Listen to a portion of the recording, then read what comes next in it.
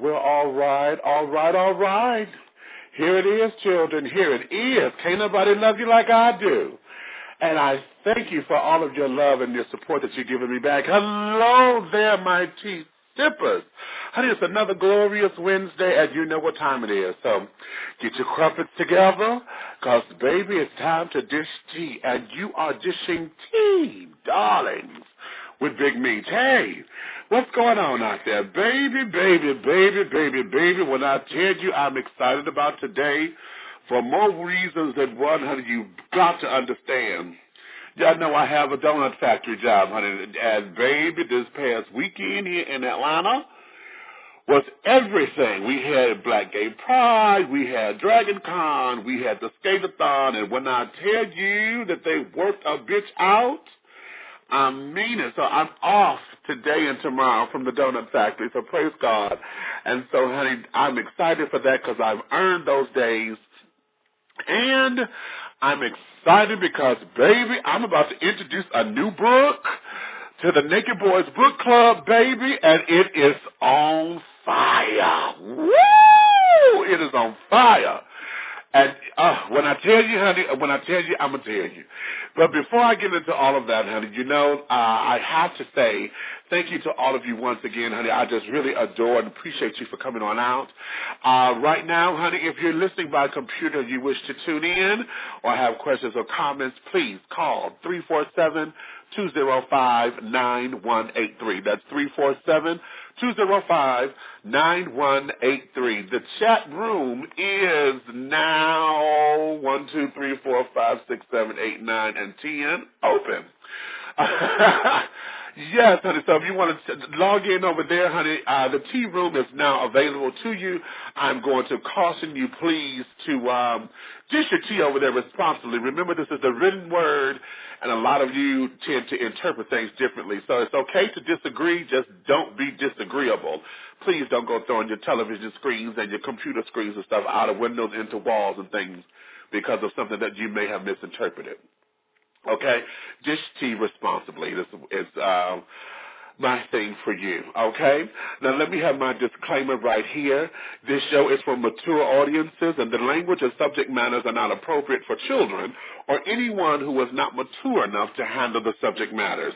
Your listening discretion is advised. Again, your listening discretion is advised. I'm not held responsible because you're on your job listening and they hear 4-letter words come out of my mouth. Y'all know I have a potty mouth.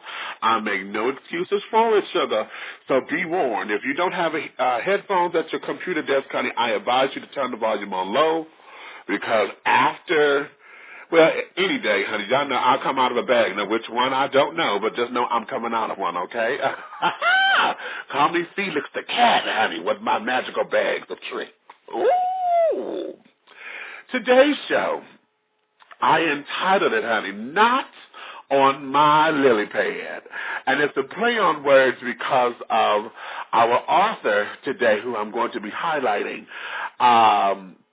And again, I'm teasing you a little bit, but today's show is called Not on My Lilly Pad. So if you want to get folks to tune in right now, you can. Call them up, dial them up, or whatever, and get that together. But as you're doing that, I'm going to say hello and thank you to all of my sponsors right now for doing your thing, which allows me to do my thing, okay? So thank you goes out to Trade Day Management and PR Firm. At Trade Day, enjoy a touch of Southern hospitality with a universal appeal. For all of your public relations and entertainment management needs, contact Travion Davenport at 678-523-3088. Again, that's 678-523-3088. Or email at tradedaypr@gmail.com. That's tradedaypr@gmail.com. TREADAYPR@gmail.com. Pharaoh's Treasure Box, fine art, unique jewelry, and sensational 3D silk floral arrangements, creations by Tabs. For all of your decorative needs, contact Pharaoh's Treasure Box at 248-688-5178 or 5179. 248-688-5178 or 5179, or you could email at pharaohstreasurebox@comcast.net. Pharaoh's Treasure Box @comcast.net. Parisian Wine Productions, Music to lighten your spirits and lift your soul, specializing in gospel and inspirational house and dance music tracks for all of your Christian entertainment needs. For those Christian sets and Christian socials, contact Paris Hairster. He's the CEO at 347-406-7734. 347-406-7734. Or you can email him at paris42268 at yahoo.com. That's paris42268 at yahoo.com. Life Fellowship of Christ Ministries, LIFE, live in freedom everywhere. Reverend James Coleman is the leader and founder of this ecumenical social justice ministry designed to free the oppressed and introducing a fresh approach to the Christ consciousness. Contact Reverend Coleman at 313-833-9278, 313-833-9278, or email him at mustardcole@yahoo.com, mustardcole@yahoo.com. Echam Vidal Couture. Enjoy high fashion with a luxurious twist. Step into the future with fresh, innovative couture. Designs by Miss Michi DeVille. For more information, contact Michi at 313-996-9807, 313-996-9807, or go to www.facebook.com/Michi DeVille. That's www.facebook.com/MICHIEEDEVALE, Michi DeVille. Big Brothers Network, the BBN, a new online web magazine designed to show the world the class and style of the debonair man of size and his admirers. The first edition was launched this Memorial Day weekend, and for more information or to check out the current edition, please go to www.bigbrothersnetwork.com, www.bigbrothasnetwork.com. Also, we want to give a special shout-out to one of my new sponsors, honey. This is Kissin' After Dark, KISN After Dark Entertainment. And tonight, honey, they're kicking off their very first celebration of their wonderful entertainment here in Atlanta at the Golden Wind down in the Underground. Tonight at 8 o'clock is going to be the first of many. This is the Lesbian Wednesdays at the Golden Wine bar here in the Underground. For more information, go to Kissin' After Dark on Facebook. That's KISSN After Dark at Facebook, okay? So thank you to Kissin' After Dark. And also, my other new sponsor is Swirl Films Incorporated, the #1 urban film production company, specializing in everything from production to budget to directing, and also helping out with all of your scripts and all of your information. My boys over there, Keith Neal and Eric Thomasounis over there, along with their other partners, Russ Parr and a few others, are doing their thing to make sure they bring you quality entertainment. And they also do play to DVD. So for those of you who are playwrights out there who are looking to get product and put your play on DVD, this is the company for you. For more information, go to swirlfilms.com. That's www.swirlfilms.com, Swirl Films. So thank you very much to all of my sponsors. Oh, that's a mouthful, honey. And still looking for more to do bigger and better things all over the country and all over the globe, honey, since we are an internet talk show. If you have any questions, comments, or concerns, or wish to partner with me, please send it over to dishingteawithbigmeech@gmail.com. dishingteawithbigmeech@gmail.com, okay? So, all right, let me take a breather. That feels good. Now, let me get into this, baby, because I am all enthralled into this book.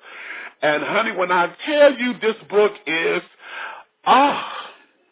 it is fascinating to read something that has a cute little twists and turns, and how all the characters seem to have a standard focal point.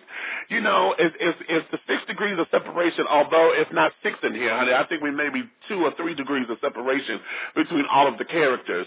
And, honey, I'm telling you, this book here, I find myself hollering out loud, but y'all know I'm animated anyway. You know, like you do at the movies. Like, girl, don't go in there. And, yeah, I'm finding myself doing it as I'm reading this book. The name of the book And we're adding this to the Naked Boys Book Club. And for those of you who are unfamiliar with that, that's the name of my book club here with the radio show. And this is the third book of the club. The name of this book is called The Frog Pond. The Frog Pond, Searching the Murky Waters for a Happy Ever After. This novel, honey, is full of intrigue, and we're going to get right into it. The author of this book is brand new to the world of printed literature. This is his first novel. He's been writing and poetry and doing spoken word things at different nightclubs across the country and in his native homelands and things for quite some time. And he's decided now to take his passion that next step further and to give us what God has put upon his heart to put into print. And I am very thankful, and I'm very blessed, and I'm very happy to introduce to all of you, this is the one and the only. His name is Mr. Otis Randoff. Hey there, my darling. How are you, Mr. Randoff? I am doing great. How about yourself? Honey, I am everything, and everything is moi. That's because it's all in you, so that's what... Okay, well, I take that. I appreciate that. Now, baby, you got... Oh, honey, helping you helping me. So, see, we're helping each other, and that's the circle of life. That's how it's supposed to go. That's how it's designed. We're here to be of service to one another. So that there's how this thing is supposed to roll, baby. So with that in mind, my baby, let me, first off, I'm going to tell, now let me tell everybody, because y'all know I'm real, and I don't want y'all to think I'm sitting up here being phony and this, that, and the other. Currently, I am on page 163 of the book, okay? I haven't had a chance to finish it, because I just told y'all, honey, I've been, the donut factory, honey, I've had to make the donuts and had to make more donuts, and I just like the commercial, I found myself walking in with me walking out. Okay, but I'm almost done with it, and I'm telling you, I'm so eager to finish this damn thing, honey, because I'm jumping. I told you, I'm hollering at it.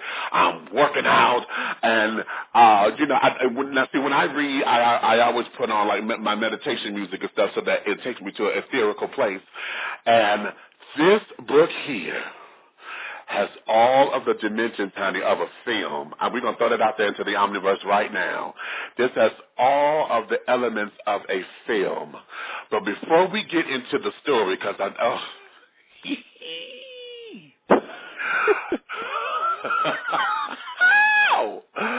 before we get into it, let me ask you to just introduce yourself in your way to the audience and to give us your beginnings of coming forth to bringing this book to fruition.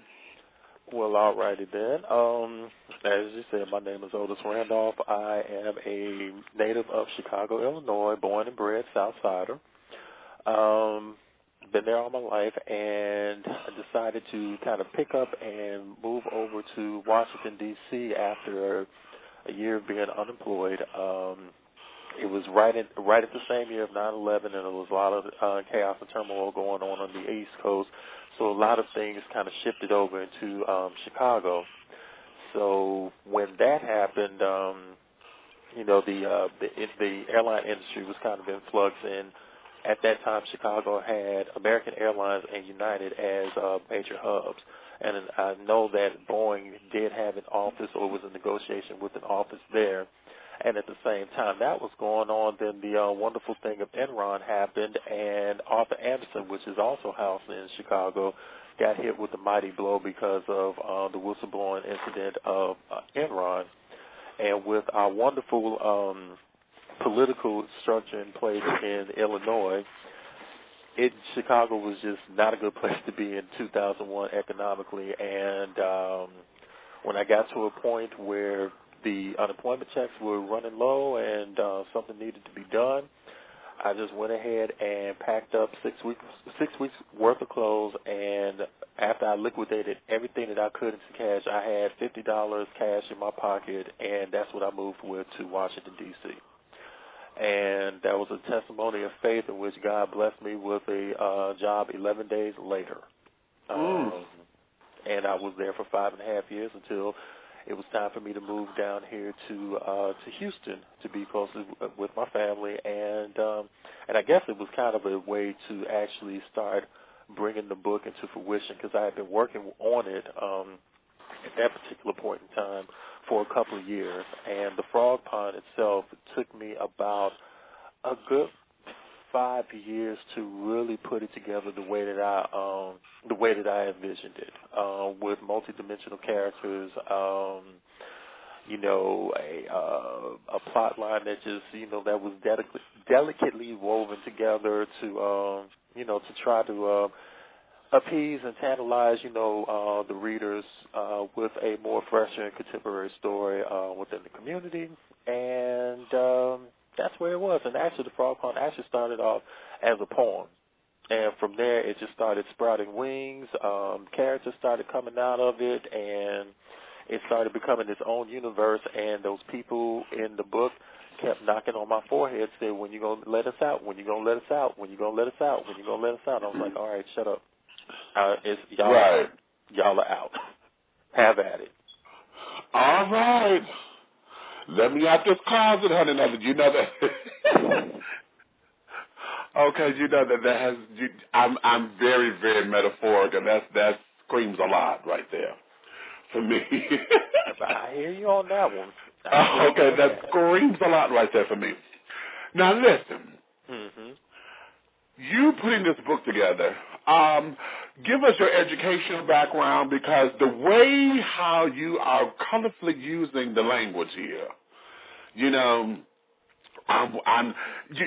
your approach on this book, you know, you're not one of these over-pompous children, honey, who got to have 16-letter words, you know, to show some kind of intelligence or whatever. But yet your vernacular in here and your choice of vocabulary words, honey, you know, it lets us know that you're a very intelligent man. What is your educational background, and do you have any formal training in writing? Well, basically, I graduated from Columbia College in Chicago in 1996 with a music business degree major with an emphasis in studio maintenance engineering and audio engineering, and minored in marketing. And basically, no one would probably believe this when I say it, but I was really into music, and as far as the writing was concerned, it was just supposed to stop at song lyrics, because I was not one of those that was sitting in the corner reading the book, because that was just, it really wasn't my thing. But I do have to thank my mom on the fact that, you know, when I did write stuff down and just kind of chucked it to the side, she just kind of picked it up like a vacuum cleaner and just filed it away. And, you know, she never really told me about the writing potential that I had until probably, I think I told her about a open mic poetry set that I did in D.C. Entitled Front Porch with Tim M. West. So that was the first time that I got back out into the poetry scene, and from there, you know, I was very well received, and I just decided from there, I'm like, okay, well, you know, let's kind of put some other stuff together, you know, and see what happens. But if it was up to me, it was all about me and my trumpet. And, well, I think I had a cat at the time. I got a dog now. But if some other cat that was supposed to be walking the street with me with my trumpet and song lyrics, and that was what you couldn't tell me anything different. Really? Really. So the non-reader then became an author. How about that? Yeah, it's kind of funny how God was like, okay, I know this is what you said you want to do, but no, you know, here's a pen. God, what are you going to do with this? This is not a magic wand, is it? Is it going to, you know, can I write down I want $1 million? Well, you can if you want to, but... We'll start there, and then we'll... Right into, they always say, step into your season. I guess with this one, it was pretty much right into my season. Okay, right. Dig that. Okay. I love it. Well, listen. Now, let's get into this book. All right. Because, darling, I was sitting up here, I've been praying and meditating on which way I want to attack it. Because I'm like, okay, I had so many questions. Oh, well, that's and I may not get to them all because there's some questions that I know I probably won't ask because your answer is going to facilitate a lot of this, that, and the other. Okay. And I'm saying it like that because this book here. Oh, first off, you know what? I know exactly where I'm going to start off at because one of the things that we know as writers, and I'm a playwright. I haven't written any books yet, but I'm a playwright. And with that first piece, we tend to write close to what we know. And there's always a character or two that is us. My question to you, out of all the characters in the book, who is closely related to you and is loosely telling your story? Because if I were to answer that, I would say it was Denard. However, there are elements of somewhere it's between, but there's a combination. It's a combination of your story in my spirit. Because between Denard and Eric and Evan, you exist in there somewhere. Well, you exist. I exist. Okay. Well, the thing about it is, as far as the blueprint, I will definitely have to say Denard because it was easy to kind of take the foundation of my life and my essence and just kind of tweak it, change it, and embellish it, and drop it into the story. So with that was pretty much the structural base. And when it comes to the actual vibe and the energy of the book, I will probably have to say that there's a little bit of me peppered into Eric, into Evan, into Ondario, into Burrell. I mean, into pretty much all of them, both the men and the women.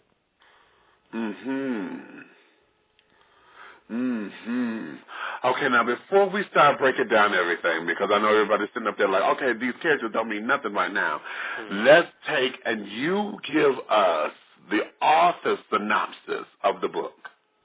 Okay, well, the author synopsis of the book, and it's actually, we've been kind of toggling back and forth between the two, but basically this book, The Frog Pond, follows the life of Denard Lewis, who is a hallucinating drunk and workaholic that pretty much hides behind the bottle or his career than rather deal with his personal demons. You have Eric Moore, who is a devoted husband and father of two daughters and is also the son and nephew of prominent ministers in the Washington, D.C. area. And you also have Ondario Campbell, who is a rising basketball star, but is actually on the verge of destroying his career before it really takes off. So these three characters are really intertwined with one another in a very intense emotional triangle, and things kind of get thrown out of whack when one of them is accused of murdering two women who were married to ministers on the down low.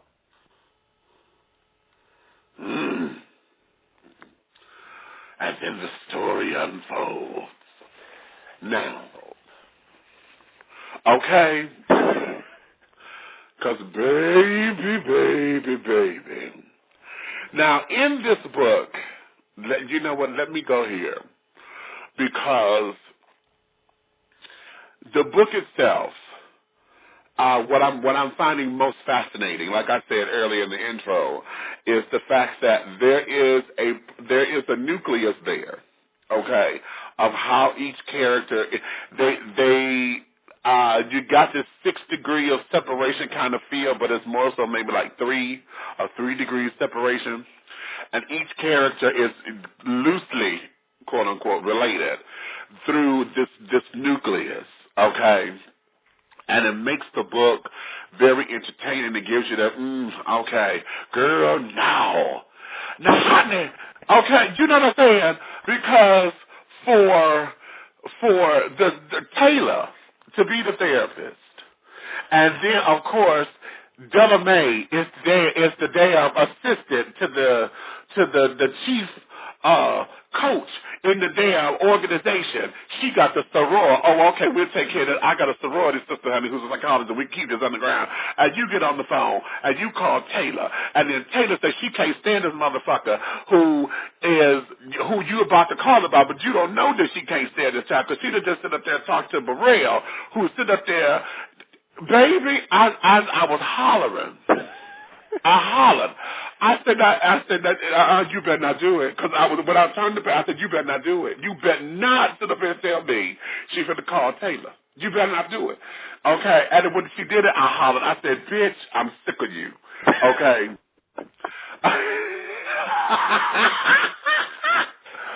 Yeah. Okay. Yeah. But that's the gravy of it, honey. But go ahead. Yeah, but and the thing about it was kind of a tricky process because I had a couple of people read it, and I'm like, okay, now because one thing that I didn't want to do was to do those degrees of separation and it get to a point like, okay, it is what it is, and people kind of find it unrealistic or uncanny that it just so happens that all these people know each other. But one of the things that was suggested was the fact that you kind of give like a rich kind of background to the fact of they know each other through these degrees of separation by just giving us like a snapshot of where they came from. And I was really particular with that. And I mean, and because of the internet and everything else, it's made the degrees of separation even smaller. Right, exactly. And for me, what I'm finding so pleasurable about that is that it's real life, because we always say to that you never know who knows who, so be careful who you talking about. Exactly. So we went ahead, we took it to task. Like, okay, we can do this, and this matches up. We can do this, and this matches up. And just because they know these people in common, it does not necessarily mean that they know one another. Exactly. And that is what I'm loving in this thing. Now, let me go here, because in this book, there are a number of issues that are being dealt with, okay? Mm-hmm. And let me see, which one do I want to start with first? Because as I'm reading this, of course we have the whole download, the download thing that we're dealing with here, okay? My question to you is, when you were writing this, and you said it took 5 years to put the Frog Pond together, when you were writing this, at that particular time, everything was about download. Download culture hit, in everybody's faces. But what was your catalyst for taking this approach with the book, particularly that everyone in here is on the download except Denard and Evan? So why was that important? It was important because I actually used to have a lot of conversation during happy hour when I was in D.C. with various people on Capitol Hill, and we always kind of got to a point in the conversation where we talked about how people kind of did not respect the different paths that people were taking to kind of make up this, this great community, whether it's the LGBT community, whether it's the black community, whatever community it is. It's almost as if you haven't walked in my shoes, and you haven't lived, and you don't know what you're talking about. My way is kind of like the right way, so on and so forth, rather than kind of listening and understanding where the person is coming from, and just respecting the fact that this is where they are in their life, and somewhere along the way somebody gave you that same courtesy. So, just kind of, pass the baton, down of like, okay, I may not understand it. It may look confusing to me, but if this is where you are, then I have no other choice but to respect it because you're telling me this is where you are. And it doesn't necessarily mean that that's where they're going to stay. But at the time that you cross paths with them, that's where they are and that's where you are.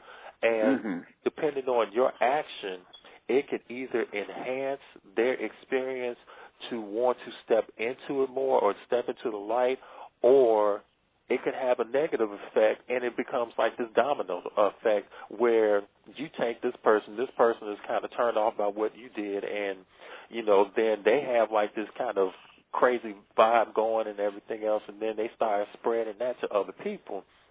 And so when I did the frog pond, I wanted to, especially talking with my best friend, I really wanted to just really delve into the fact that, there's a lot of different people that make up a community.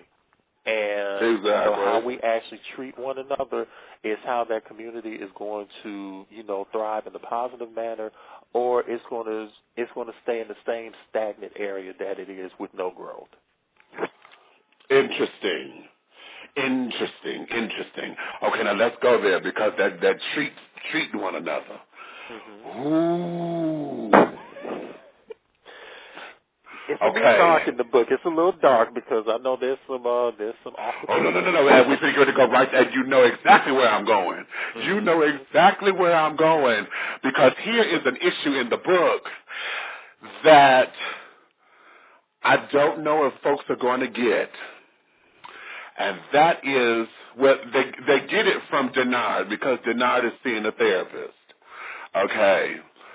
But the whole idea of mental illness reigns supreme in here as an underlying theory, at least for me. Is that your intention? No, that wasn't my intention, to be quite honest with you. It was, everybody had, I had like a different character profile for everybody. And when I started mingling them together and they started having interaction and, because of one interaction, it kind of pinballed off to somebody else and then they kind of got, the response of that. And it just started becoming this rippling effect where it's just like, wow, you put all of these people together. This is just, mental a chaotic. Yes. Exactly. Now, here's the thing, and this is why I say that, because I am so intrigued by the character of Evan. Here's why. Evan represents to me a lot of children that we all know in LGBT culture. He's the super fine, and got a little piece of change because he became successful and this, that, and the other. And yet he still does his side work as a hustler. He makes his little coins and he got a beautiful body, so he make money with that little body.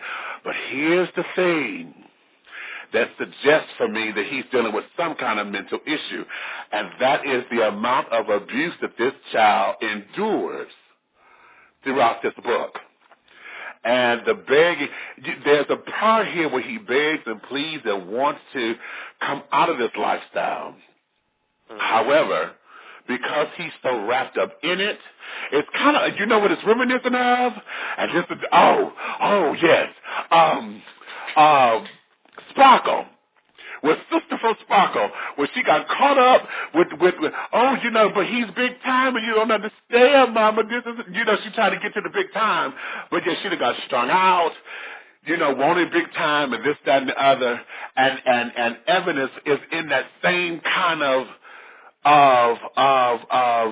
situation with him, and I suggest.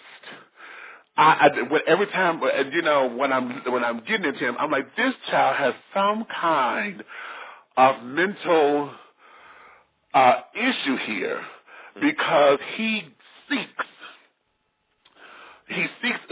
not necessarily seek out there, but he has accepted this as normal for him. I mean, hell, Ontario rapes him at the New Year's Eve party in revenge, trying to get back at him, and he found pleasure in that. Yeah. You know, all for the sake of looking for love, and I'm like, oh, are you serious? You know? So I'm like, okay, wow. So with the character of Evan, when you, and I'm going to call you a transcriber because at least I know that is for me. When my characters start talking, I just write down what I hear them saying.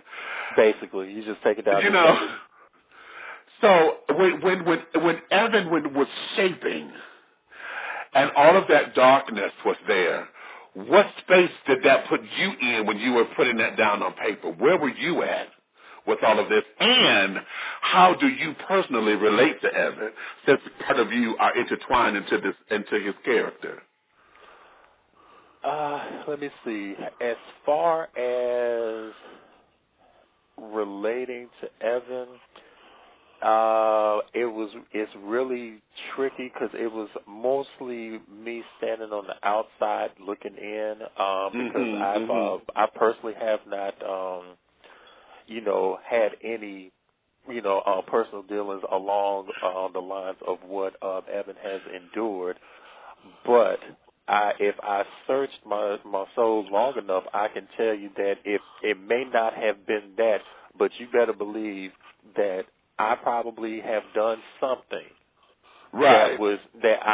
The red flags were going off, and I should have backed away from it, but again because of that validation or whatever that I was seeking at that time, I just kept going right into it, bumping my head against the wall, thinking that one good knock on the wall and I'm going to break through and get that validation. And it's just like it's the same repetitive process over and over again, and it doesn't work. And as far as shaping Evan was concerned, we can go ahead and go true story with this. I actually went, and I actually started in Chicago. I was doing a documentary, just my own personal documentary, because I was, like I said, I never wanted to write a book, but I had a song in mind. And when I was in Chicago, I actually spent a lot of my time in the evening portions hanging out with the hustlers around Rock and Roll McDonald's and just have a conversation with them.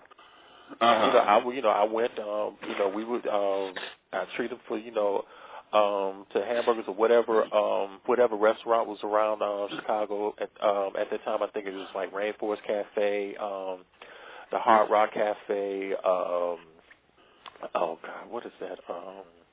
I cannot remember what that spot is. That's right on the corner, but it's a real infamous spot.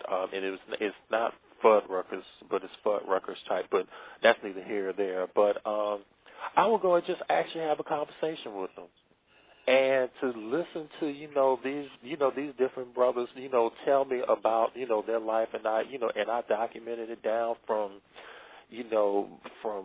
who has approached them and everything else, and it's like, where did you come from, and so on and so forth.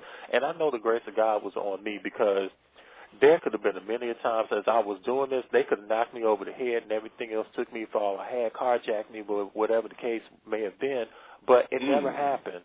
And most of them came from, were coming from Cabrini Green projects. Just trying to make ends meet. And I never forgot that, because for me it was like, wow, some of the stuff that I would complain about, even when I was unemployed and stuff, I was like, the stuff that I complained about, yet somebody else, has it, just a little bit rougher, and then this is what they're doing. Right. And I'm like, right. And yet and still, God kind of saw it fit for me not to be in that situation, to be a statistic or another number and everything, and I kept going with it. I really kept going with it. The song never materialized, because I guess I had gotten so engrossed with with the things I was learning, to the point that I just pretty much closed the book and I put it away.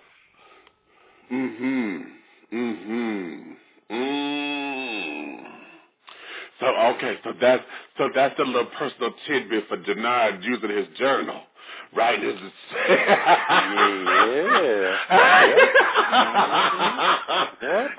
his up in this room and then not sharing it with nobody. Okay, that's cute. That's cute. That's cute. Now, here's another thing.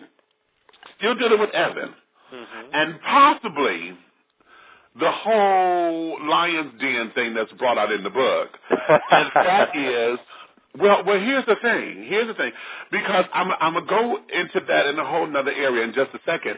But as far as bringing issues to the forefront, and I don't know if you did this, but on purpose or not, but first, I am someone who, and I don't know how to, it's easy to say that I'm in recovery or I'm a recovered sexual addict.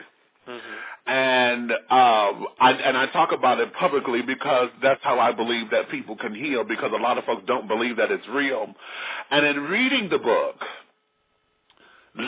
going through what Evan is going through in here, and the whole club itself, you know, I believe that there is one of the other issues that's an underlying issue here in the book, that also with the whole church factor, the whole DL factor, I believe that sexual addiction is another underlying current to the book, because of when you read the book, The Frog Pond, when you read The Frog Pond, and listen at how these folks come into these particular circles, it's all, you know, looking for gratuitous praise. They're looking for, you know, I can't even say they're looking to be just lascivious or anything, but they're feeding an ego, you know, and they're feeding something that's missing. They're looking for some form of validation, and Evan, you know, has, you know, in his particular circle, has become the brunt of their remorse or whatever, and their disgust, and their this and their that, and all in the name of fun, quote unquote. They release all this negative shit on him, you know, because they feel they paid for it. Evan then succumbs to it because he's looking for validation and feel that and all of that screams addiction. All of that screams addiction. So, again, in reading the book, was that something that you had intentional, or is this just, you know, as everybody read it, they get their own independent revelations? I think it's everybody's getting their own independent revelation, because, you know, as people have started giving me their feedback, there's a lot of stuff that that has been told to me that I just, you know, it never really crossed my mind. And from what you were telling, from what you just explained, I know that I did consult a psychology book by Dr. Robert Weiss, I believe, and the name of the book is called Cruise Control. And, yeah. So I really looked into that because I know that that men in particular are, you know, well, I mean everybody, but you know, it's always agreed upon that, you know, men are very sexual beings, and I wanted to actually get into the crux of it. Now, as far as the sexual addiction was concerned and everything else, it wasn't necessarily a focal point for me. But at the end of as I pulled the book together and people, you know, have kind of honed in on it, I was like, wow, okay, you know, and like you said, you know, the various interactions of the characters just kind of brought that up to life more. That I really realized as I was layering the story together. Oh, darling, because I'm as I'm reading this, I'm like, child, you know, I mean, you were really yelling at the book, huh? You are talking to these people. You are talking to them. They are sitting right next to you every time you pick up the book, aren't they? And I love that. They are giving you that way for it. But you know what? And I love that, because it's not. If I can't get lost in it, honey, then what's the point? You know, the whole idea of entertainment is for me to lose myself from my regular world, honey, and take me on this journey. If I'm not on this journey, then there's no point, and you're gonna bore me. And if you bore me, honey, then I might as well go pick my nose or jack off or something, honey, because you know what I'm saying? Something, scratch my ass or something, because hell, it would be more entertaining. That's true. That's true. That is very true. And you literally taking your entertainment in your own hands. No problem. In my own hands. How about that? Praise the Lord. Hallelujah. Anywho. Woo, okay. Okay. Now, let's go here, because I'm pretty sure that everyone else, because you've been hitting your circuit, honey, and thank you for obliging us here with dishing tea. Because during the circuit, I know a lot of folks, and I know as I'm reading this, honey, and getting on off into this, the big question, honey, is, of course, the whole thing with the Lion's Den. There is... for those of you who have to go get the frog pond, once you start reading this, you will start to understand what's going on. And in dealing with download culture, one of the things that men tend to do, and I know women do it as well, however, it's not necessarily as taboo for women to do it than it is for men, because with all of our, sexual activity and carrying on, two women sleeping together is a straight man's delight in most instances. So the idea of that is not foreign for men to wrap their minds around, but the idea of secret societies, secret sexual societies or whatever, is still taboo, and they exist. And here in the book, you've outlined one that would mirror anything that is true here. Okay. However, the other part of this that mirrors true is the fact that this particular group is made up of high-profile people. Mm-hmm. Okay. What was it for you that took you there, and to make this, to bring this kind of story into the forefront of folks' consciousness? Because not everybody want to hear the fact or visualize the fact that, the handsome, big, I'm going to get on that. Oh, yes, I am. Hold on, because I think you told your business in this one. But anyway, because I'm going to get on that in just a second.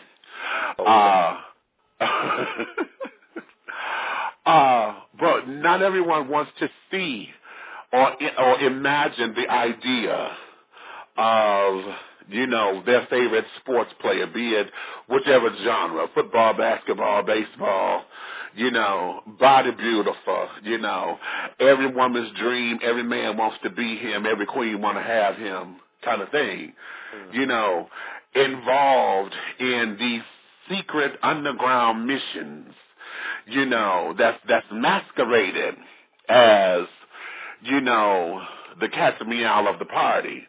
But yet, in the basement, in the dungeon, honey, is where the real party takes place. Where, how did that come to be? And what was it in you that says it's time for this to come to the forefront? Well, you know what? That was probably a very untraditional approach that I took on that, because there have been books hinting about different celebrities and stuff like that being in these secret societies and things of that nature. So what I ended up doing was kind of paralleling it with the fascination that I've had with Greek culture and Greek mythology and everything of the sort. I knew. Damn, I knew that. I knew you were going to say that. Yep, Spartacus and Caligula. Ooh. And Caligula's more Roman, but yeah. Yeah, and I really wanted to, just kind of bring that kind of culture of the concubines and these types of folks that once they were captured after a war, and it was something that was really surprising to me was the fact that, you know, these politicians or higher ups and everything would have their you know, they would have their families, so on and so forth, but they would just have like this play, you know, their play den, and you know the Roman columns, and you know the whole Roman bathhouse type of deal. And I was like, wow, this is like really cool. And I was like, well, this is nothing different, nothing new under the sun, you know, with what's happening right now. So I just kind of took that.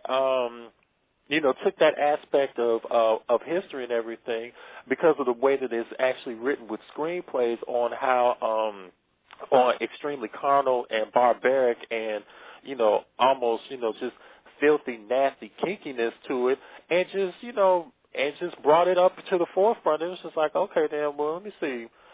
I hear, you know, I listen to, you know, female friends and stuff like that fawn over different athletes, and, you know, the Alexander the Greats and everything else in history, I just replaced them, you know, with those people that people fawn over now, and just kind of look at it and like, okay, then, so we erase the Roman columns, we do this, we put this up, we put that up, and, you know, I just created the scene like that.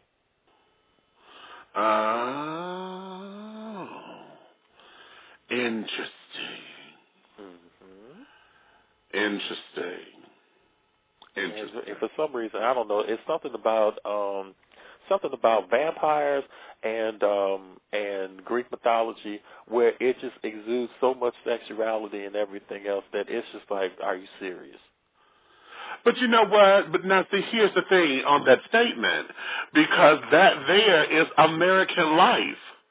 And I say American life because, see, over in other countries, though sexuality is prominent and possibly a little bit more accessible without all of the crudeness and the labeling that we do over here.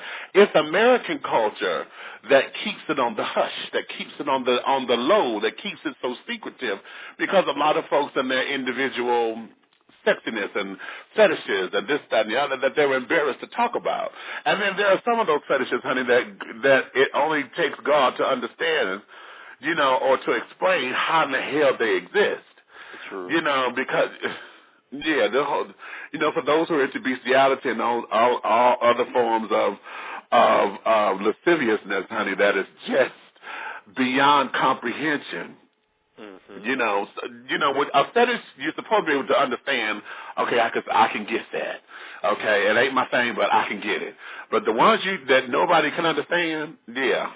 Okay, we really have to pray on that. But okay, Lord, I need divine understanding and wisdom because I don't get it. But anyway.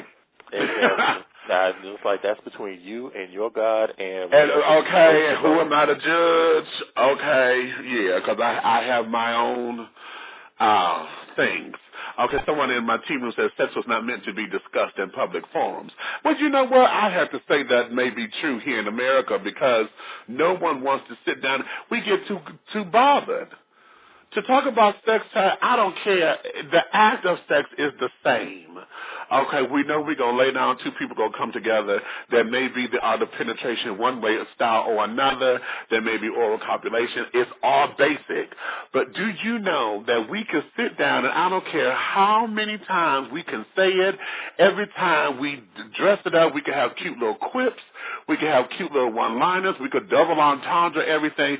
It would still cause the same reaction, and everybody still get hot and bothered.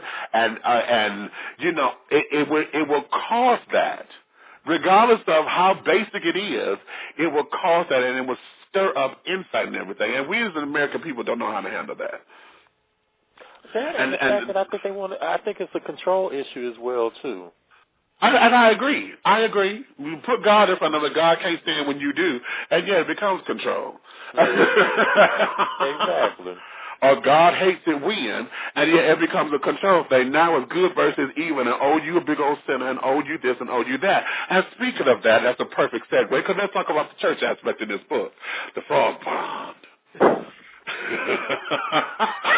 Yeah. Let's go there because, darling, you did something here that is going to be monumental when the masses get this book. You went and took that whole Catholic style of abuse on them children and brought it to a Black Baptist church in this book. Yeah. Darling. Yeah, I'm waiting for the backlash on that one. So far, everyone's quiet as a mouse. Oh, no, darling, because we figured to start right here. The whole idea of that, I was floored.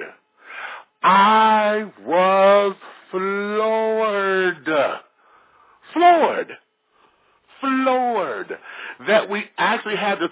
And the reason why is because I'm hearing too many times in the press where we have celebrities, out and openly gay celebrities who have said that because everybody still wants to believe that the children are gay because they've been touched. Okay. Mm-hmm. For those who want to believe that, all right. But here's the thing. The children who have come forward and said that have said that they've been touched in church.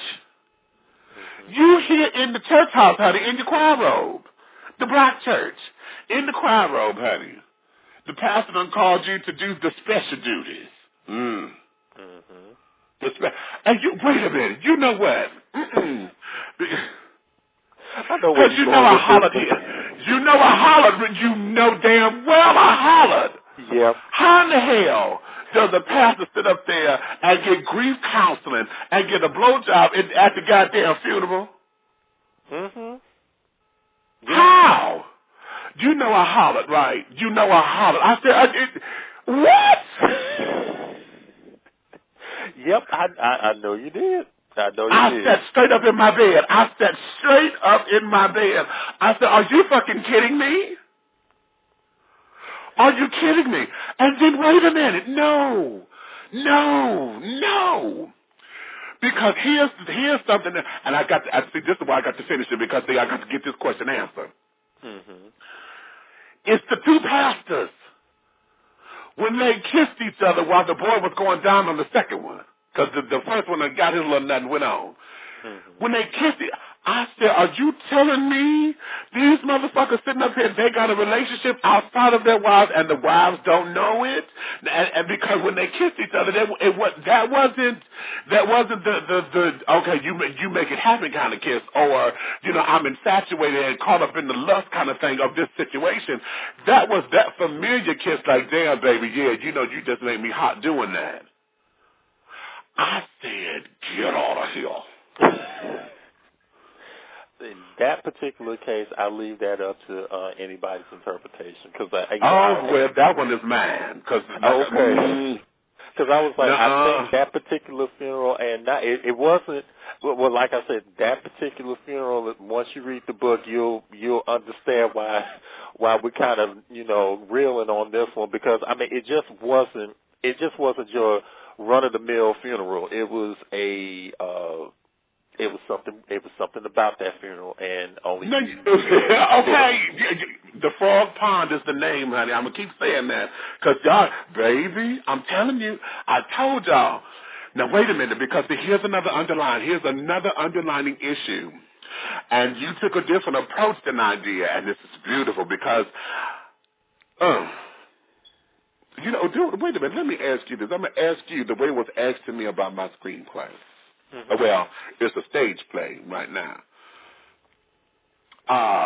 You putting it out there in the omniverse. You better say that. I caught it. You better say that. Catch it. Okay. How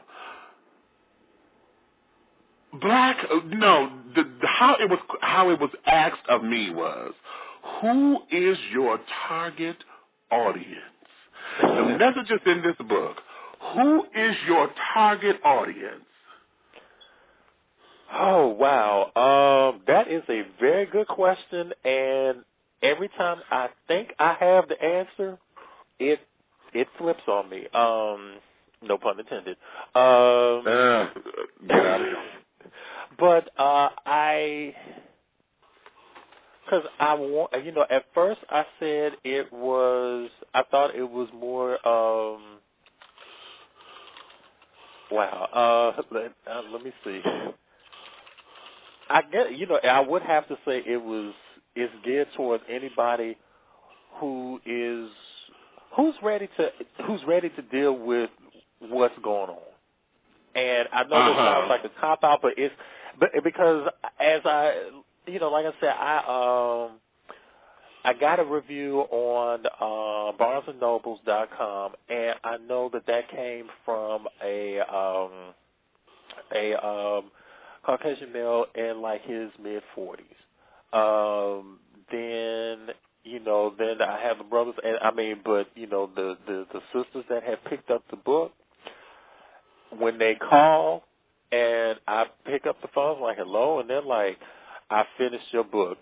I already know to just go ahead and get a bottle of wine or whatever the case may be and just get comfortable for the next 2 hours, because the women in particular, they have broken down each individual character down to like when they were babies, as if they knew their mamas personally. I'm like, yes, darling, because I told you I'm in the process of doing that. That's a couple. but they break it down. Yes. One person, because one woman, she was like, I walked into the bookstore at Borders, and she pulled me over to the side. She was like, I'm emotionally drained after reading. She was like, I had no idea. I was like, no idea what. I'm sitting up there like, okay, what is she gonna tell me? And she was supposed to be working. She the manager. She just sat me down and said, look, I need to find out, when is the second book coming out? Because I need to find out about this. I need to find out about that. Okay. I went to a bar, and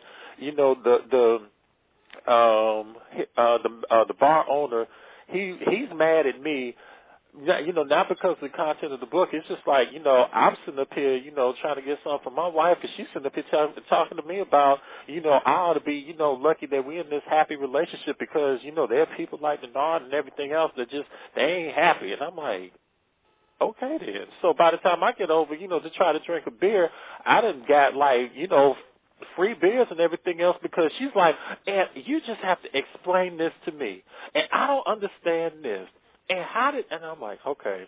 Exactly. The bar is closed and everything else. It's 5 o'clock in the morning. She is still giving me beer, knowing good and doggone well that the state can shut her down, but she is giving me these beers, and I'm sitting up here like, okay, now I'm starting to answer these questions with a slurred speech, but, I still got my faculties and everything else, but I'm like, this woman, she about to drive me to drink, literally, because of the fact she just had to know.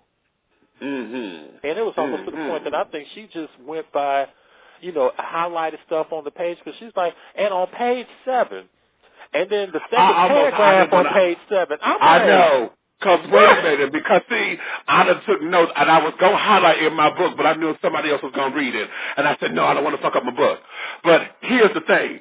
Now, I asked that question about the target audience because here is another underline here. Mm-hmm. And that is dealing with black women and the down low perspective. You have a number of women up in here who seem as though they have no clue.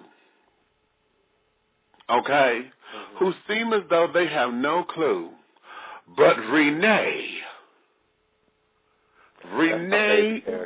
that's one of my favorites. Dealing with Eric, when that bitch stood up there and said, I see why Denard left you, I was fucking floored. I said, no. And yet she still yearned for her husband, because the book opens up in the prologue. We ain't even got to chapter 1. In the prologue, honey, the thing was feeling that dick, honey. She wanted that dick. Yes, and she did her little thing, and of course the baby interrupted, but then she had to get into her right mind. Mm-hmm. And was like, damn. And going through this process, black women and the down low, because not only her, Taylor dealing with it with Burrell, Delamay is about to get it with Coach. Just in possibly Delamay. No. You ain't gonna even give me that one, honey. I'm like, that's still in the works. I know, but you ain't gonna even give me that one. We already know, honey. That's the coach. You better understand, child. The coach gonna get his dick sucked for them children to stay playing on the team. You stop. Maybe. Okay, so that means that's gonna be the sequel. But anywho, in dealing with African American women and the subject of the down low, what are you seeing of your target audience as you've already started to experience this, and women are coming out, and emotionally drained and this, that, and the other. In dealing with this particular aspect of it, particularly, not just that these are boyfriends, these are all husbands, with the exception of Taylor, because Burrell is proposing to her. But these are all husbands. We have a life. We got kids. We got a family. And then all of a sudden, for years on end, this has been going on. In dealing with the book, and you were uncovering that, and in your research with all of that, processing all that down, where were you, the writer, emotionally with that aspect of it? Because it's become so prevalent with our community, or at least it's been linked so prevalently with our community. With that, like I said, Renee is probably she's one of my favorite characters. But when you look at Eric and you look at Renee and their relationship, and you mirror it with Burrell and Taylor's relationship, in my mind immediately goes back, and I will never forget it. I was sitting in the office when I was in D.C., and everybody was tuned in to the Oprah show when, and I know I'm going to catch hell for this one, but I'll go ahead and say it for what it is, because the thing about it is the transcripts and YouTube would probably back public knowledge. It's all public, exactly. Exactly. But I will never, ever forget that episode on Oprah when she had Terry McMillan and Jonathan Plummer on there. And that particular episode, it was an eye-opener, and I just listened to how the women just automatically came to Terry's defense and everything else on some of the things that, that Jonathan was doing. And, I'm like, in some aspects I can understand it, but I will never, ever, ever forget the doctor that was on Oprah at the time. She asked the most important question that everybody just glossed over, and that was the fact of, okay, Terry, there's, approximately a 20-year difference between the two of you all, and it's not to say that that she was in the wrong or anything of that nature. She wasn't trying to bash her or anything like that. But the question that she asked was, where were you mentally and emotionally to allow yourself, as the senior with life experience and age, allowed yourself to become duped by this man who has, who does not have the same exactly as you did. And I never forgot that. And even, with the even after the show went off, people were just going back and forth on how he, how he should be castigated and everything else. But I was just like, but did you hear what the doctor asked? She was like, where were you when these signs were prevalent? Right. It was like, was it really that serious? And like I said, I have not walked a mile in either one of their shoes, but, I do, but I remember that, and I took that and I placed that into I placed that into Eric and Renee's relationship, and the fact that regardless of like the issues that he has endured, though people may not see it, Eric is actually a good man, and Renee knows that he is a good man. Yes. And my heart was going out to him, honey. I cried, child. I cried with him, honey, when he was with the kids. Because he loves his family. Wait a minute, hold on. He loves his family. Now, let me ask you this little basic question, because you wrote something, honey, and I said, well, damn. And that was right in the beginning of this book, when she jumped up off his dick and carried on to go tend to the baby. You say he grabbed his dick and came eye to eye with it. I said, well, how big was his goddamn dick? And he's sitting down talking about he came eye to eye with it.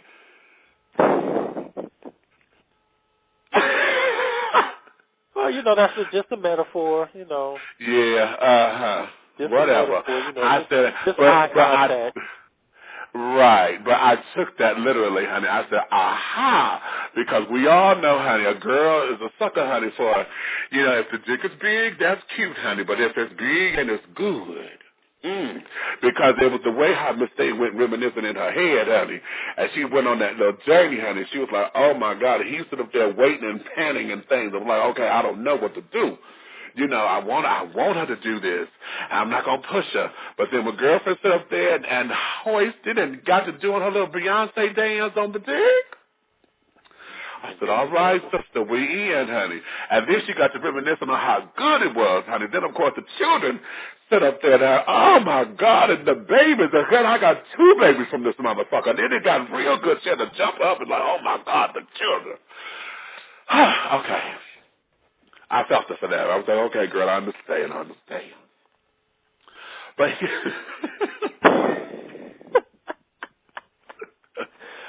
but yeah, that was a very hard, that was a very draining part to really write his whole story out because of the fact. Because here it is, two good people.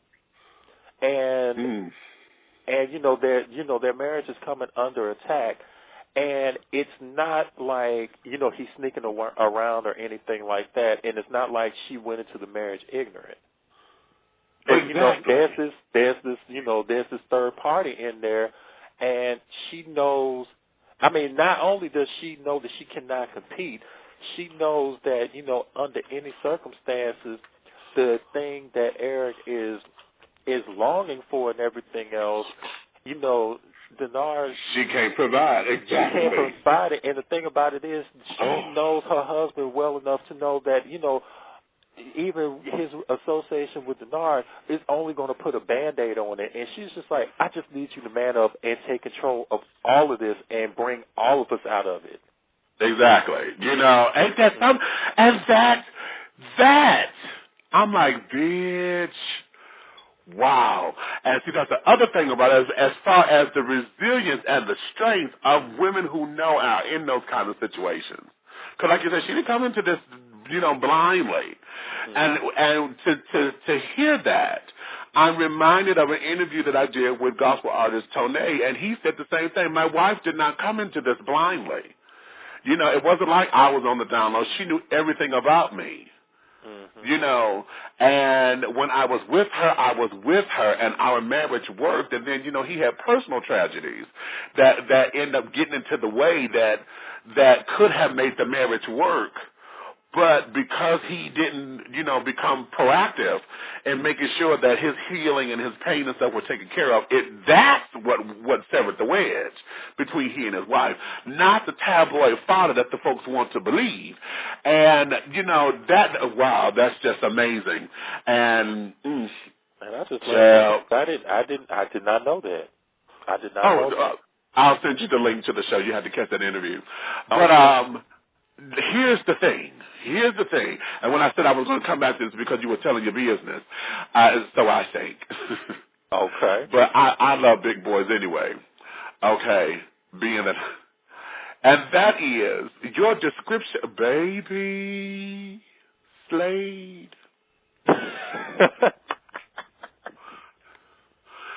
Slade. Oh.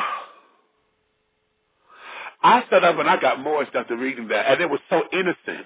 It was so innocent and so pure. And then I'm understanding that even at the den, honey, at the den, everybody is talking about the bigness and the thickness of these boys. And I said, okay, I'm dealing with a big boy lover here, honey. You a chaser? No, it's just I guess that that's the thing that I've actually read in most of the books. People are, strapping, burly, craggy, muscular, and so on and so forth. And I actually used them, and they all, in one shape, form, or fashion, they all rotate around, around Denard, this unassuming, average at best brother. Right. And that's something, that was something that was really deliberate for me because I wanted to make, I guess at that particular point in time, I'm like, I love, and there's nothing wrong with my beautiful folks and everything else, but I think, the superficialness and everything else has superseded, it's kind of ran right into technology and everything else as far as it's like, okay, I see it looks good, I'm going to go for it, and, and just keep moving from that point. And the thing about an art in which, these people still gravitate around him and they can't get him out of his system, out of their system and everything else, is something that he has internally. Even through his own mess, they can see something that they want to get a part of. And that was, you said just that. I screamed at the book on that one too. Because I said, this man is he's finna lose his wife. This one here's finna lose his career. Done beat this child up. Done move the world, honey. Because you are longing for, I said, what the hell, Denard? What the hell did you put on these kids? But then, when you look at it, Denard is not superficial. He has his own demons, but all that superficialness, and he's willing to stand up to their superficiality, because he calls them out on their shit.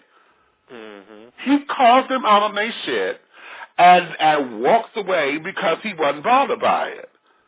Okay, Ontario, honey, look, you need to get them motherfucking game together.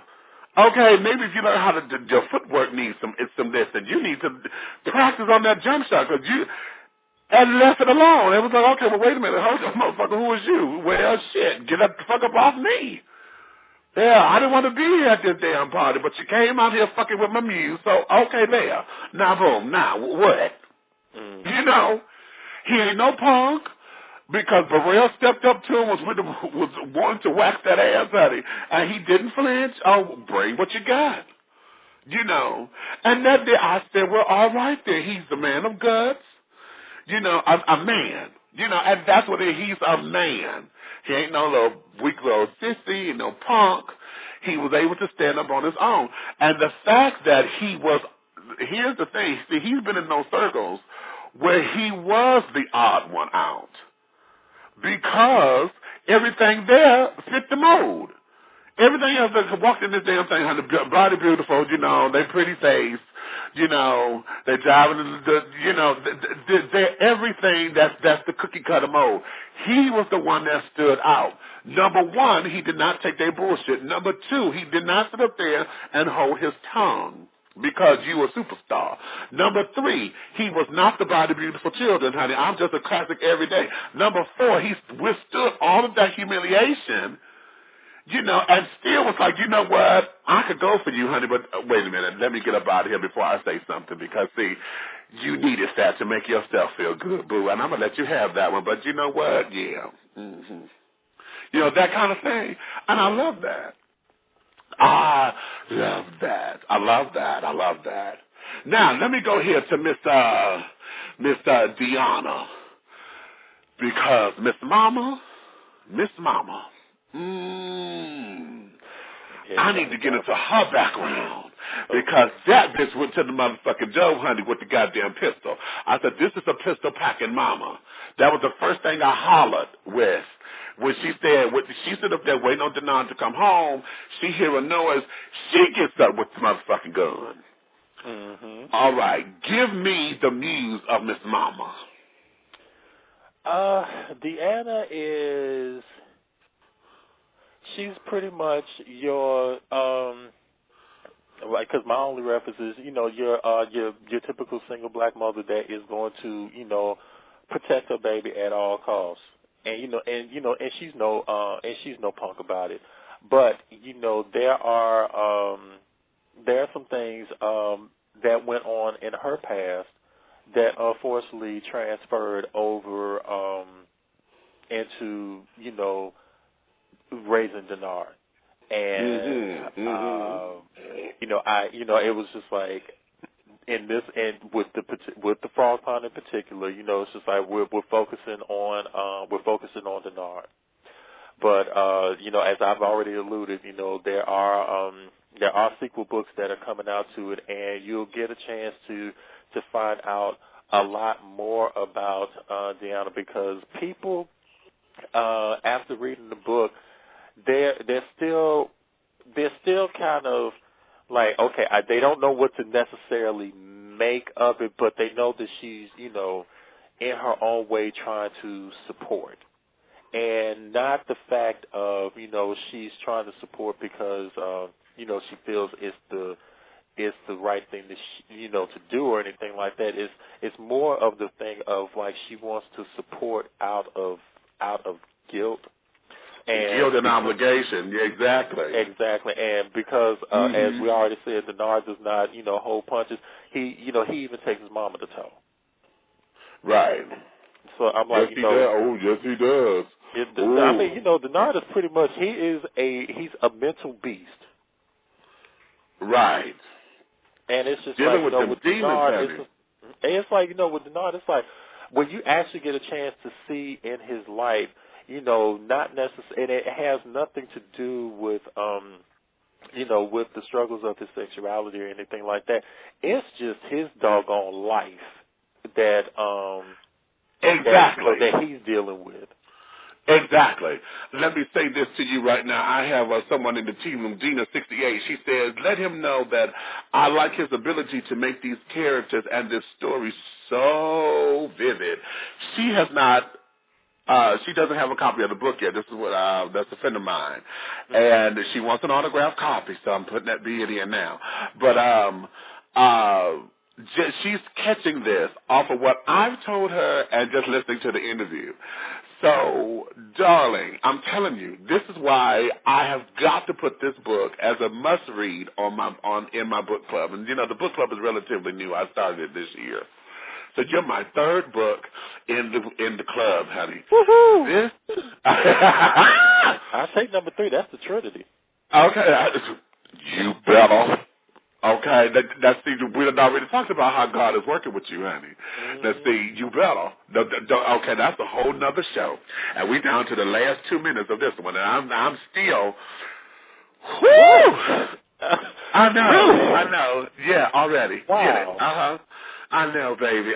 But that's the fascination of the book. You just said Miss Thing had you in the bar till 5 in the morning, and most bars close at 2, sugar. Yeah, they do. Okay. They do. If it's a predominantly black bar, they're going to close at 1:30 because they know their black folks are going to go home right away. So they need that 30 minutes to be like, get the hell out. To usher you out. Exactly. So now, the Frog Pond, darling. But before I go into that, because I just got my 90-second cue just buzzed in my ear. So those of you who are listening by computer, darling, this is going to cut off in about 90 seconds. And those of you who are listening by telephone, as long as you're on the line, I got you, because I'm going to lose my switchboard, so I won't be able to cue you in or anything. As long as you're listening, I got you. If you miss out, everything is going to be recorded and put into the archive. so you can always check out the rest of the stuff that you missed in the archives, okay? I'm going to say thank you now for all of you who are listening, and thank you for giving me your time today and dishing tea with me, honey. And we're going to keep on going right now because I'm telling you, get the book. It is called The Frog Pond. Tell everybody where they can get it. I know you get it off of Amazon.com because I went there. What's your website? The website is www.feedinc.com, and that's www, P as in Peter, H as in Halo, E as in Edward, INKPUB like IrishPub.com. Okay, now, y'all heard that. Go get the book because what I'm going to do, honey, I'm going to let you guys come back and have a chat with the author after you read the book. Okay, I got to get y'all into the chat. I'm telling you. So, all right, on that note, honey, ciao. And I'm going to keep on going here. So, whoo, baby. Yeah. I'm telling you the God honest truth. This here, you know what? I can be a shit starter at times. And see, I would love to send this to a couple of pastor friends and have them read that because the whole idea with this church thing, honey, is what is going to eat up everything. I think between the church thing and the whole idea of this Lions Den thing, you know, with the sport, with the I would say celebrities because they're not just the sports children. Mm-hmm. But here's another thing in the book, honey, that got glossed over, and I'm hoping other folks pick it up like I did, and that's the relationship between Burrell and JC, because when JC got upset that Burrell got this goddamn engagement ring for Taylor. And didn't get that damn ring from yes.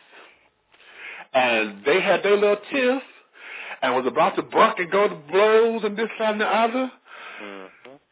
See, that's a love story. A tainted love story. And all of that is intertwined in all of this because, you know, and one of the things about it that I think gets overshadowed is the fact that the complications of gay love or man-on-man love or men who have sex with men kind of love because men are told not to be emotional. And we're not emotional creatures. And here, you got this big old burly, too big. Ooh. Okay, wait a minute, I just pictured that. I'm picturing Michael Clark Duncan and Ving Rhames in the same room, sitting up there getting mad at one another. They just got through fucking, and you mad because he finna go see his bitch, and you ain't her. Woo! Mm-hmm. You know what I'm saying? Uh-huh. Good night. Like I mean, you know, it's one thing when you kind of get into that mode where it's almost like tunnel vision putting the book together, and then when you once I finished the final edit and waited for the proof to come back, I didn't read the book for about 4 or 5 months. And when I opened it up and I started reading it as a reader, I was like, I said, wow, I had real tunnel vision because I'm like, I missed all of this stuff in the midst of writing it. I missed all of it. Wow. And what does that make you feel now? After you read it and you was like, damn. That's all I could say was like, whoa, okay. That was because the other, what I thought people were going to, key in on, and I wanted to make sure that I left a kicker on it was the odd relationship between Rocky and Evan. Now, you know where I was going there because, see, that's another love story. See, I'm telling you. But everybody is more concerned about JC and Burrell because they're like, what the hell was that about? Listen, because here it is. Because I cried. I'm going to tell you, I cried. Because I cried. I had tears in my eyes when Evan was like, please. He came in the bathroom. He done got powdered up and things. And Rocky said, listen, I done told you, you can't be getting, high like that. Take these damn poppers because they going to fuck with you if you don't, basically. Mm-hmm. And because he want to reach out and want to stop it but can't because his survival is on the line. Mm-hmm. Okay. To then go to him after it was all said and done. Okay, I'm wellowing up right now. And, wow. To go to him and run this bath water and put the Epsom salt shit in the water. Then Rocky got in the water with him and let this baby sit down, and he held him, and Evan just cried and just bawled in his chest. I started crying because it took me back to a time that I didn't live it. But when you see in the movies like from Roots and Carrying On, when, this was the slave and the slave just got beat or just had to do something that they wasn't supposed to do or didn't want to do.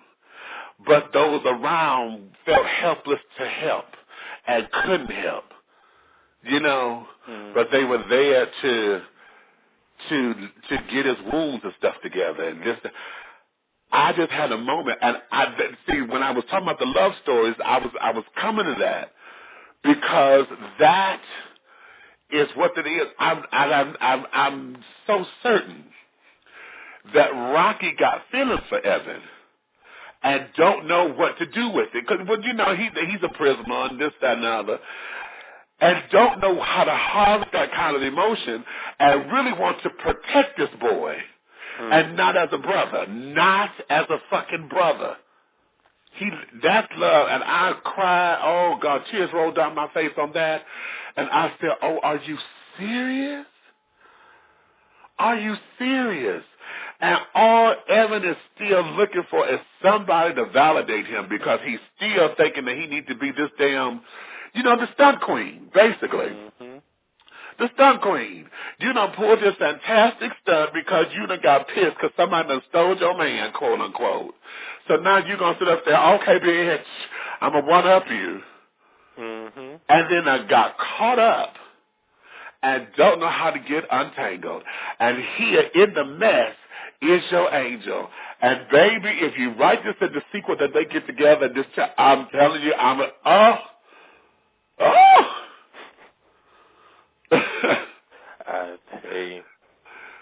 telling you, child. I bawled.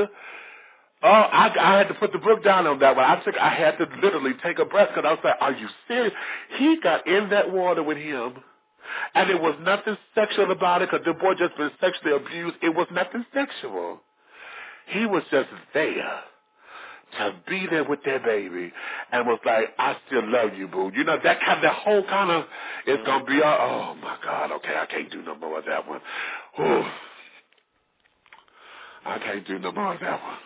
Not to give me a minute, child. And I think borderline is the fact that, as much as men don't want to say it and everything else, we need a TLC moment. Sometimes that's all we need is a hug. Right. It's just a hug that it's going to be all right. I believe in you, and it's going to be all right. Mm-hmm. And the man that can get that on a consistent basis without, any strings attached to it or any drama, you'd be surprised what's going to blossom inside of him. Exactly. And see, we as men, we know that. The problem is when we get it, the only thing we know how to do to say thank you is to have sex with it because we don't know that emotion. Men are not taught that emotion, and those of us who learn it, now we got to fight for the right to do it because it's always misinterpreted. Mm-hmm.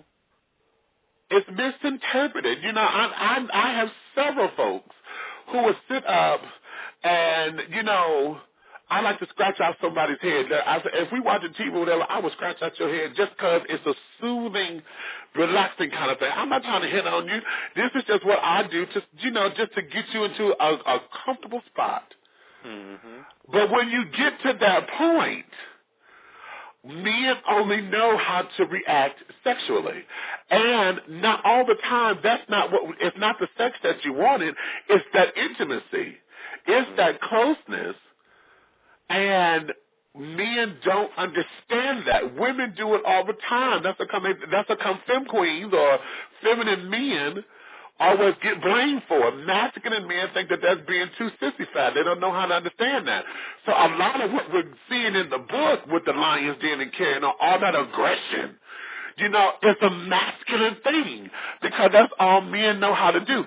If they had just had sex with that boy and just had their way with him, and it could have been a fun party for everybody, but they're releasing all that self-hatred, all of that come out in those dens. All of it. You know, my wife done got upset with me. She bitching, moaning, and complaining. Hell, who was that said, wait a minute, you know, I did this for you. My wife done let me out, and I ain't got to check in on her. I'm here for you and your motherfucking engagement party. Mm-hmm. You know, so I got a free ticket. No, I got to hit this ass. You know, putting this boy to, well, make sure you gag his mouth because I don't want to hear that motherfucker screaming and shit. What is that? What is that? Yeah. Now, across the board, men and women unanimously hate Burrell. They hate him. They cannot wait for him to get his. But you know what? Here's the thing. It's not I don't hate him because I know folks like him. Mm-hmm. And a lot of that is again internalized homophobia. You sitting up there pissed. See, you mad because you used to be big man on campus, and when Denard pointed that out, that's why he can't stand that boy. That's why he can't stand Denard. Denard called that motherfucking whole crowd like that, and he done lost his mind. And so now, as a man will, he got called out in front of everybody, all the high hitters that come to these parties frequently. You done got called out in front of all your high hitters. By somebody that they would never take the time of day on because he just don't fit the mold physically. Exactly. So what does he do? Find this little punk who's looking for attention, pimp him out, and now using him. Wow, because see, here's another thing. Because see, I need to get into Ondario's mind now because when all of this hit, to know that Ondario used Evan to get to Denard, Burrell used Evan to get to Denard, and Evan hate Denard because Denard won't sit up there and play the game with him. Mm-hmm. I brought you into this party because I'm trying to show you I know how to do this, and this, you know, to show that I know how to get the clients and this, that, and the other. You tell me I'm wrong. No, this ain't the kind of, bitch, wait a minute, hold on. What you mean this ain't the kind of content? Bitch, we finna make this money. Girl. Okay, a Players Club moment. Girl, you make the money. Don't make the money make you. Okay, we're done. No, fuck you, bitch, I'm staying. Okay, and now you trying to get impressive, and you want to throw the one-liners to show these folks you on their side. Okay, bitch, pump your brakes. Okay, pump your brakes, girl. I'm telling you. And so now you want to be big girl on campus, so now you want to read. Oh, really? Okay. Then I'll tell you what. You keep on reading where you are. Because I'm up out of here. And when you become the book, bitch, then you understand where I'm coming from. And that's exactly what happened because Evan became the book. You know what I'm saying? Sure did, and walked out, and he's sitting there thinking he's, Evan is been pressing on there. I already know what he wants. Exactly. But the mindset behind this, and because this is where I'm going with that, the idea that Evan has been this guinea pig all over Denard. Like I said, Ontario used Evan to get to Denard. Now Burrell is using Evan to fuck with Denard or to get at Denard, to destroy him and this, that, and the other.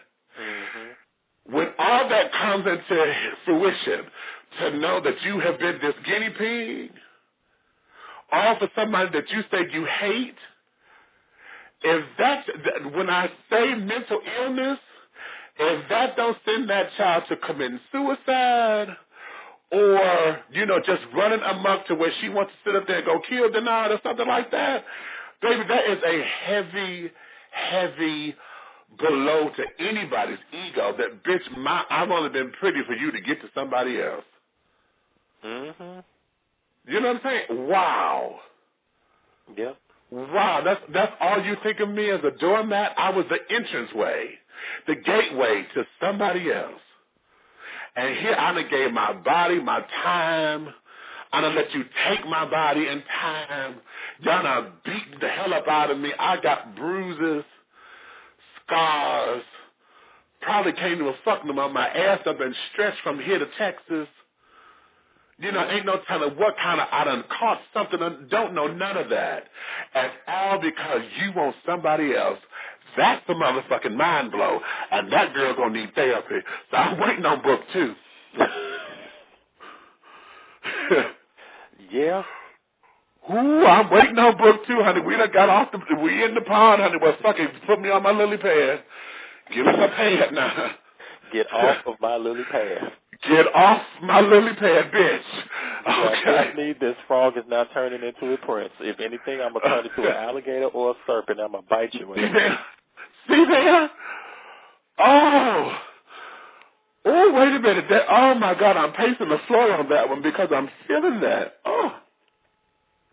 See, like I said, it's just like when people really break down the book, they're like, it's just like they kind of, they see something else behind it, and I'm like, okay.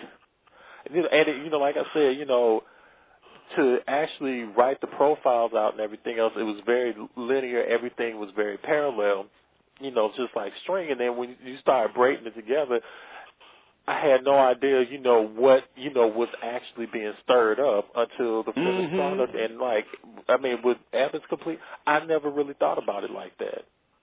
It is a wonder he's actually trying to go on after Denard. Really? Really? Really. Oh, child, honey, I'm telling you. Oh, this is the kind of shit the serial killers are made from. I mean, hell, that's Ricochet all day. Denzel Washington put the boy in prison. And all the time while he was in prison, that's all he did was consume himself with Denzel, because, bitch, you fucked up my career. Sure did. And I love Ricochet. I love that. Okay. That, all this time, I came into this company. I came to you to be my mentor. Starting in the mailroom. Okay, you didn't know nothing about my side hustle because that wasn't your business. I bring you into my world with the hopes of you understanding me, number one.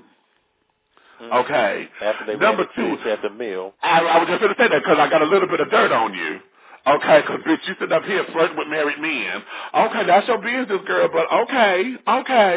Mm-hmm. And that's another thing. Bitch, I have not one up to you on that yet. I ain't released your dirt. I ain't told that to nobody. Mm-hmm. Bitch, I ain't trying to fight. Ow! I ain't trying to do nothing yet. I bring you into my world because, honey, we could get some coins about it here. This can be lucrative for the company, so he's thinking. That's my angle. But, bitch, if I get this, not only am I going to get paid on the job, but these motherfuckers pay me cash. I'm finna get to yes, we finna get to be loved. And yes. It shows. Stunts and shows and witchcraft. Ooh. Did you say stunts and shows and witchcraft? That's the title of the next book, child. Stunts and shows and witchcraft. Okay? Wow. Wow. That's an amazing thought. That is an amazing thought that, child, all this time, and here you got a superficial hate, because you hating on him, because he didn't, but now you got a real reason, and we were to look at this non-spiritually, just in the natural self. That is a real reason to literally hate somebody. I was raped because they raped me trying to get to you. That's the color purple. When Stevie said that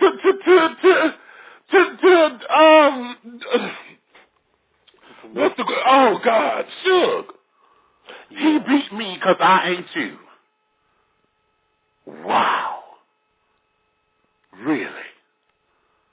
Bitch, I'm in punishment because they trying to get to you and can't get to you, so I'm the means of them taking their frustration out on your ass.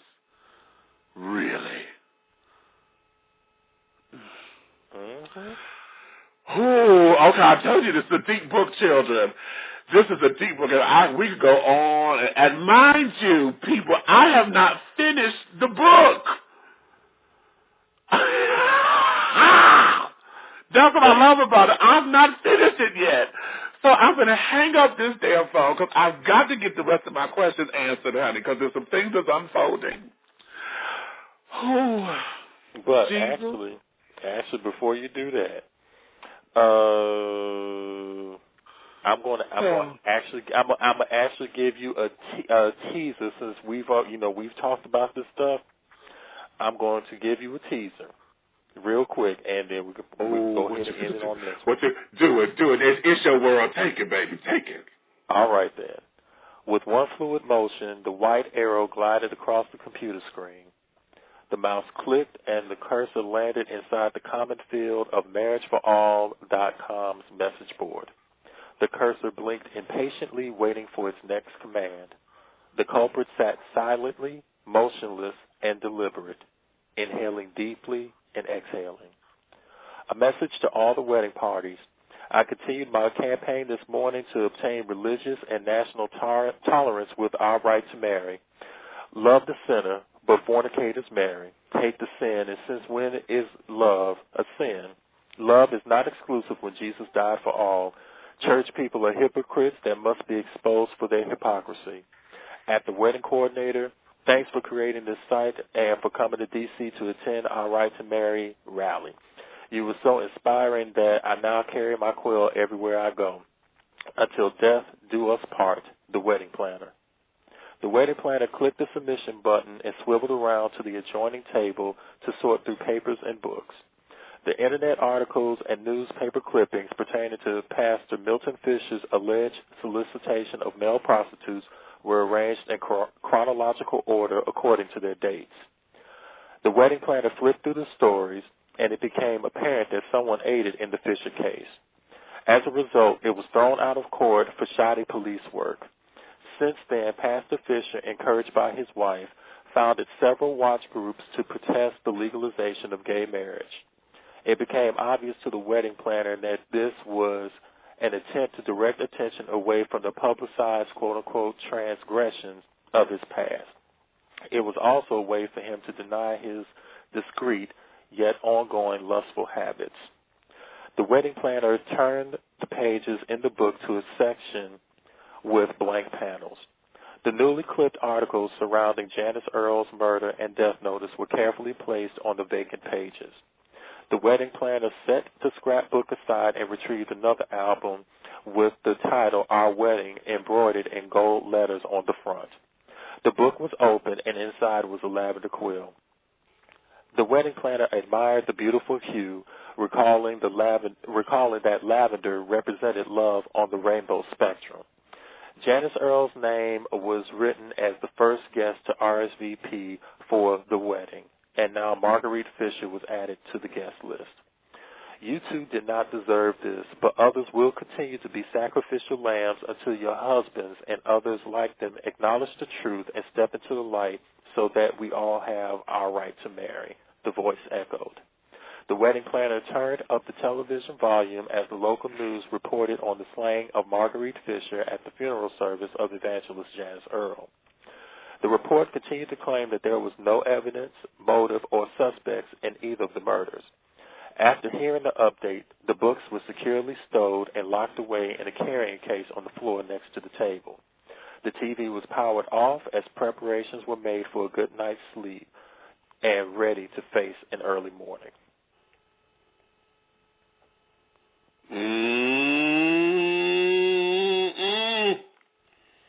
Okay, now so you want to play?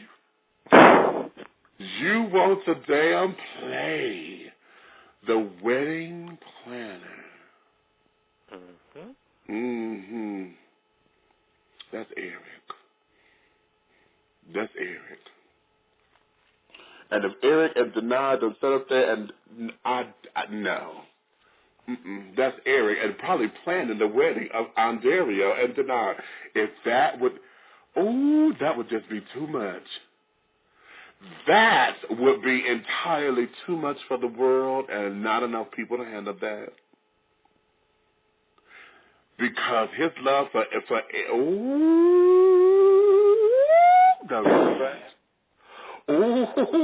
I'm shaking. Wait a minute. I got real tingly. Wait a minute. I'm tingling. I am tingling. That's the part you haven't gotten to yet, so. I had to give you a fresh crumpet from my oven. I'm tingling. Okay. All right. Anywho. Okay, put out there one more time where the folks can pick up the book. The name of the book is The Frog Pond, Searching the Murky Waters for a Happy Ever After.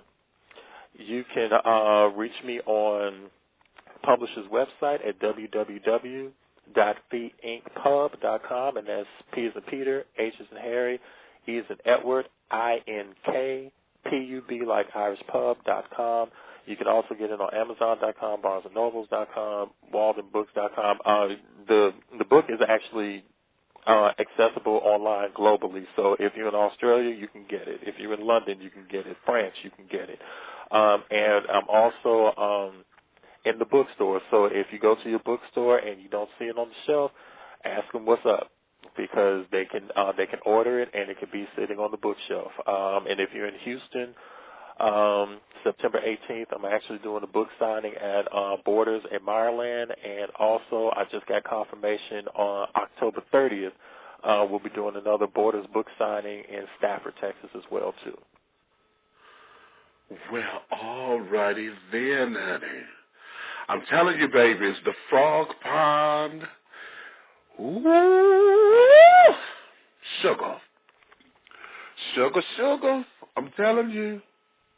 Plus, we got to find out who done killed these girlfriends, honey. And you know that's who the wedding planner is. Oh, shit, wait a minute. Okay, the wedding planner is the murder. Oh, wait. It's one of the other boys. It's one of the other boys that was in the... Woo! Okay, I got to finish. It's one of the other boys, because they alluded to the other child. They always thought they always thought they were such brothers. Okay. I'm going to get to it. I'm going to crack this one. I'm going to crack it, baby. I'm going to crack it. I'm getting tickled. I'm going to crack it. Anywho, thank you. Thank you so much. Child, okay. Thank you so much, baby, for just giving me this little piece of your time, honey, for coming on and letting us have it, baby. This is a fascinating read. Oh, this is a Thank you very much. fascinating read. And yes, now I'm hoping, this is just my little ego, honey, that those who come back and listen to the archives, I'm gonna go back and listen to your other interviews because you doing the circuit, and I want to hear what some of the other folks are thinking as well. Also, ladies and gentlemen, you can also touch bases with him on Facebook. Give him your Facebook address. Yes, Otis Randoff, Otis and Randoff. We went with the straight, German spelling of it. You can find me on Facebook either on the fan page or on my personal page, which is author Otis Randoff, Randoff. That's where you can find me the most of the time. And hey, send me some shout outs and show me some love on the Facebook wall, because I do talk to people and everything else if the chat stream is working, because y'all know Facebook chat stream is like, okay, it plays with you a little bit, but I do enjoy talking to the readers and everything else. So give me your feedback once you pick up the book and take a stroll through it, and let me know how you enjoyed the Murky Waters. Did the Murky Waters have like some sort of minerals and everything else to keep you young, like the stop, honey, not the minerals in the water, honey, murky, honey. But this is a fascinating book, honey. I'm going to make sure that we pump this on your book number 3 on my Naked Boys Book Club, just so that you understand. I call it the Naked Boys Book Club because I'm at home, and this is all internet. My office is at home, and I'm usually at the computer with just a pair of socks on. Okay. I'm just saying, they take the socks off. Shoot, just go ahead and get them totally. And I do, but I got big old crusty feet, so I got to keep my feet Vaseline and stuff to retain the moisture. But yeah. So when I have my socks on, but I don't wear, as much as I love clothes, I don't wear clothes at home unless I have to, folks come over or whatever. So, so that's why it's called the Naked Boys Book Club. This is not to shun the ladies or whatever. No, women can join. It's just that my first author. Too. Huh? I said they do. Shoot. Go ahead and they do. And shake them girls loose. Let them girls run free. I do.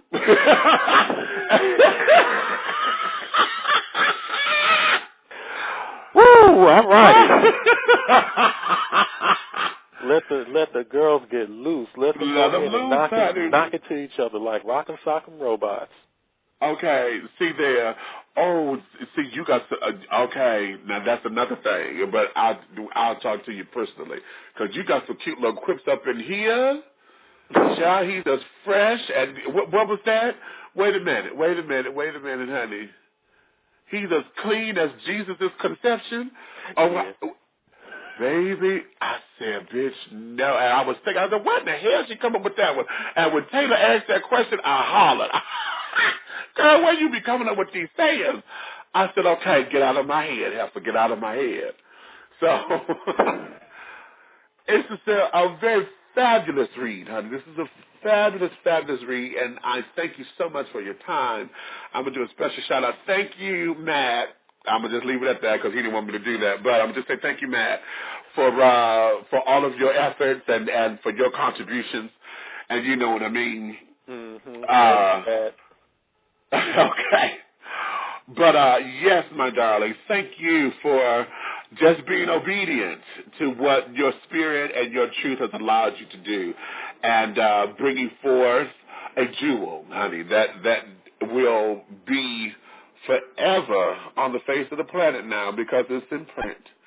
And I'm looking forward to doing more with you, and I'm looking forward to the audio book, and I'm looking forward to the movie script because there's a couple of people in here that I need to audition for. And I hear you on that. I hear you. And all of that. So with that, darling, I thank you for dissing tea with Big Meech. I thank you for having me. I tell you, I've had so much fun. It was as if we were sitting out on the porch with the good china, and I could just hear Mom in the background. Y'all better bring my china back in here. If you're gonna keep it out there, don't break it.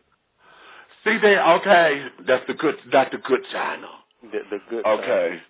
Yeah, the good china. Ain't nobody over here but y'all. Shit, what you doing, my good china out here? It's like, well, we just out here with our crumpets.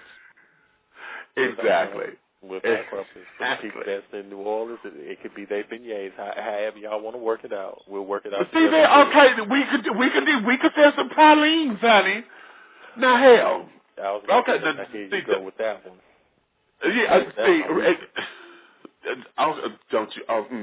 Anywho, ladies and gentlemen, thank you for your time, honey. And yes, I've done. Yeah. Oh, I'm all in. Now look at that. I got a switchboard today. Now, last week, honey, they cut it off right after the show ended. So. But that's okay. It's like, oh, ratings, keep it up there. Exactly.